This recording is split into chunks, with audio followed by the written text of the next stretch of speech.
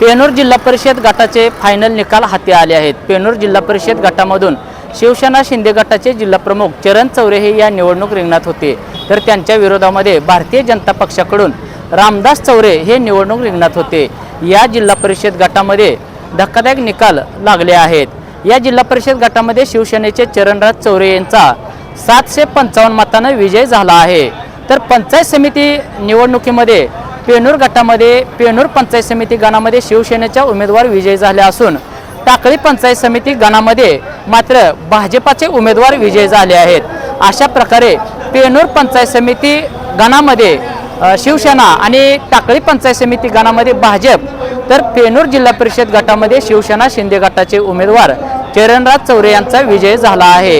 या ठिकाणी उपमुख्यमंत्री एकनाथ शिंदे यांची सभा झाली होती, त्या सभेचा फायदा एकंदरीत या ठिकाणी चरणराज चौरे यांना झाल्याचं दिसून येत आहे। पुढचा जिल्हा परिषद गट हा कुरुल जिल्हा परिषद गट नुकताच आता काउंटिंगसाठी घेतला आहे। कुरुल जिल्हा परिषद गटाचे फायनल निकाल हाती आल्यानंतर आपल्याला अपडेट करण्यात येतील। तुर्तास लोकमुद्रा न्यूजसाठी सोमनाथ मुसांडे, मोहोळ।